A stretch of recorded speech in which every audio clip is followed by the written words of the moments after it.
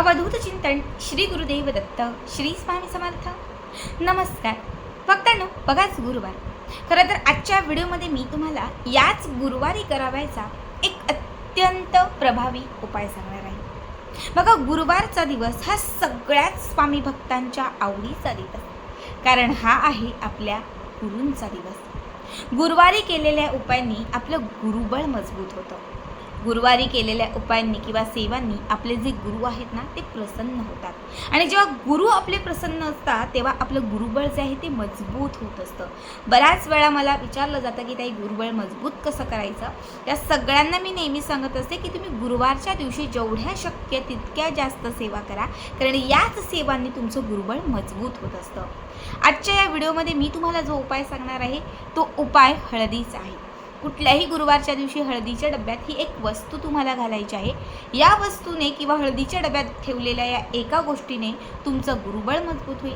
जेव्हा गुरुबळ मजबूत होईल तेव्हा आयुष्यातील अडथळे दूर होतील, संकटे निघून जातील. तुमचा गुरु तुमच्या पाठीशी असल्याने कितीही मोठं विघ्न आले, कितीही मोठी संकटे आले, तुम्ही सहज त्यातून तारून जाल.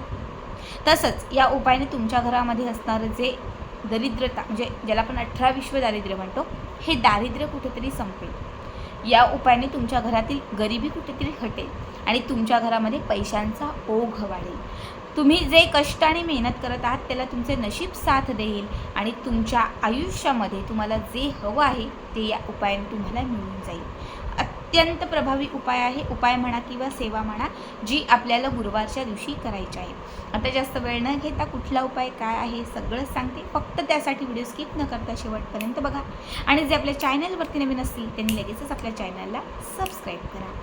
बघा, हळदच का सांगते, हळदीचा उपाय गुरुवारीच का केला जातो किंवा गुरुवारच्या दिवशी हळद इतकी महत्त्वाची का असते, तर हळद ही गुरुग्रहाशी निगडीत असते आणि गुरुवारच्या दिवशी केलेल्या सेवांनी किंवा गुरुवारच्या दिवशी केलेल्या उपायांनी आपलं गुरुबळ मजबूत होत असतं. बघा, जेव्हा तुम्ही हळदीचे उपाय करता, हळद ही माता लक्ष्मीला प्रिय आहे. हळद ही आपल्या घरात सकारात्मकता आणते.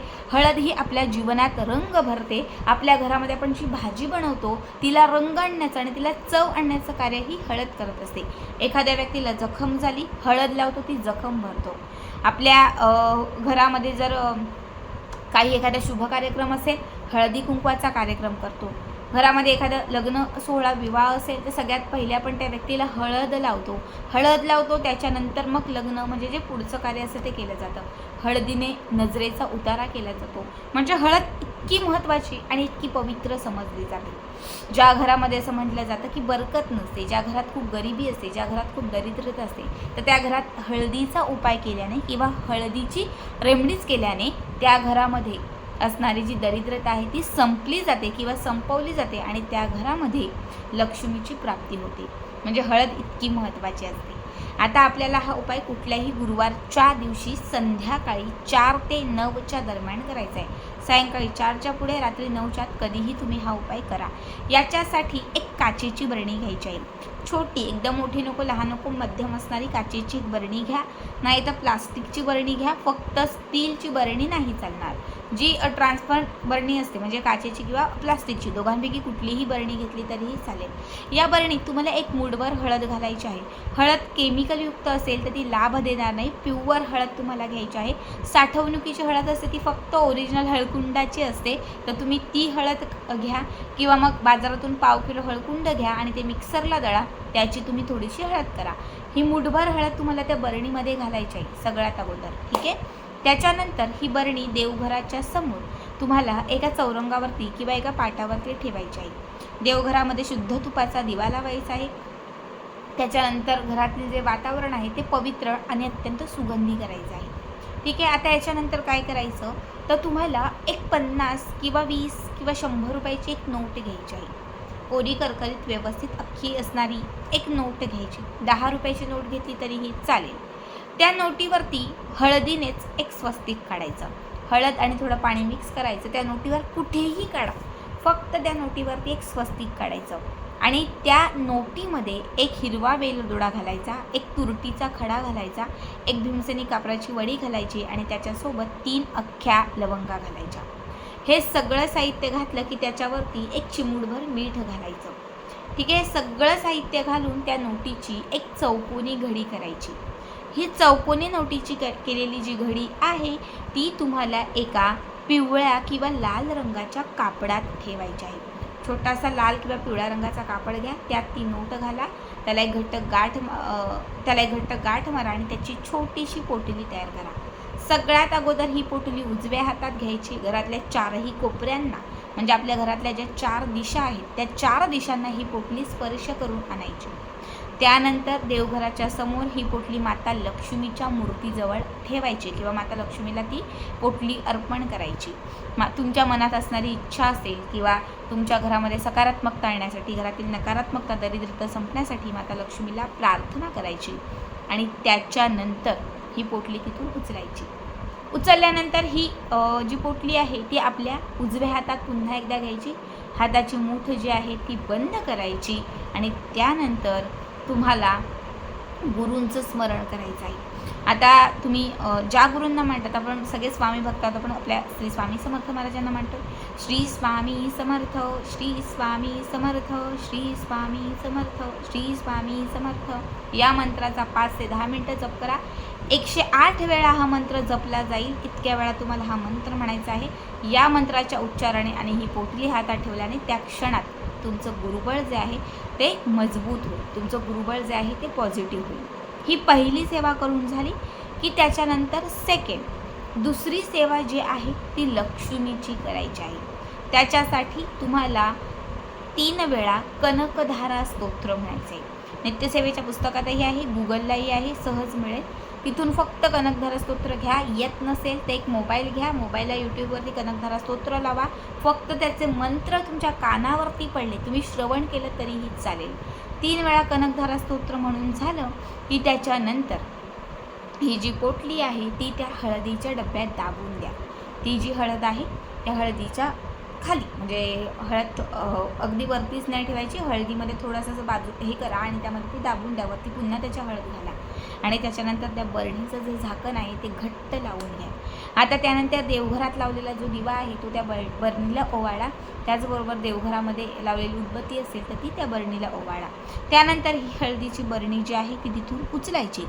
त्या क्षणात ही हळदीची बरणी उचलायची. उचलून ती बरणी आपल्या घरामधील पूर्व ईशान्य दिशेला ठेवून द्यायची. तुमचा माळा असेल तुम्ही माळ्यावर नेऊन ठेवा, टेरेस असेल टेरेसवर नेऊन ठेवा किंवा मग वरती एखाद्या ट्रॉल्या वगैरे बनवल्या असेल, कपाटं असतील तुम्ही तिथे ठेवल्या तरी चालेल. घरातल्या पूर्व किंवा ईशान्य दिशेला ही बरणी उचलून तिथे ठेवून द्यायची. सलग तुम्हाला 11 दिवस ही बरणी त्या एकाच जागी ठेवायची आहे. अजिबात काढायची नाही, हलवायची नाही, काहीच नाही. गुरुवारपासून, म्हणजे आज समजा गुरुवार आहे, आजपासून मी हा उपाय केला तर पुढचे जे 11 दिवस होतील, 11व्या दिवशी तिथून ती बरणी खाली काढायची. बरणी काढल्यानंतर त्या बरणीमध्ये घातलेली जी हळद आहे ती घराच्या 4 दिशांना थोडी थोडी स्प्रेड करायची, थोडी थोडी आपल्या घराच्या आतील 4 कोपऱ्यांना टाकायची. त्यानंतर त्या बरणीमध्ये घातलेली जी पोटली होती, ज्यात आपण जी काही रुपयांची नोट आणि त्यात जे साहित्य घातलं होतं, तर ती पोटली तिथून काढून घ्यायची आणि ही रुपयांची जी पोटली आहे ती आपल्या अखंड तिजोरीमध्ये ठेवून द्यायची. याने तुमच्या घरात बरकत येईल, याने तुमच्या घरात सकारात्मकता येईल आणि तुमच्या घराची भरभराट होईल. आणि ती जी हळद आहे ही 4 कोपऱ्यांना शिंपडून राहिलेली जी हळद आहे ती पाण्यात मिक्स करायची. एक बादलीभर किंवा एक ज्याला म्हणतो टोप पातेलं जे असेल त्याच्यामध्ये पाणी घ्या आणि त्याच्यामध्ये सगळी हळद घाला. हळद सगळी घालायची आहे आणि हे हळदीचं जे पाणी आहे ते घराच्या बाहेर जाऊन तुम्हाला तुमच्या घराच्या बाजूंना हे पाणी ओतायचं आहे. ते कसं ओतायचं ते तुम्ही ॲडजस्ट करा. तुम्ही सांगाल ते बिल्डिंगमध्ये राहतोय कसं ओतायचं, काहीही करा. ते पाणी आहे त्यातला एक ग्लासभर पाणी एका दिशेला नेऊन ओता, कोणाला एवढं काहीही कळणार नाही. दुसरं पुन्हा एक ग्लास भरून बॉटलभर पाणी घ्या, ते दुसऱ्या कोपऱ्याला, काहीही करा. पण घराच्या 4 कोपऱ्यांना, म्हणजे घराच्या बाहेर निघून हे हळदीचं जे पाणी आहे, 11 दिवस अभिमंत्रित केलेली जी हळद होती त्या हळदीचं पूर्ण पाणी करून घराच्या बाहेर 4 दिशांना 4 कोपऱ्यांना हे पाणी तुम्हाला टाकायचं आहे. याने बाजूने बघा, आपल्या घरामध्ये जी सकारात्मकता येते, आपल्या घरात जी लक्ष्मीची प्राप्ती होते ना, ती चहूबाजूने होते. जेव्हा तुम्ही हा उपाय कराल ना, तर त्या चहूबाजूने, बाहेरच्या चहूबाजूने तुमच्या घरामध्ये पैशांचा, लक्ष्मीचा ओघ वाढत जाईल. तुमचं गुरुबळ मजबूत होईल. जेव्हा गुरुबळ मजबूत होईल तेव्हा नक्कीच तुम्हाला आर्थिक लाभ जो आहे तो झपाट्याने होईल. कर्जाचा डोंगर कमी होईल आणि मनात असणारी जी इच्छा आहे तीही पूर्ण होईल.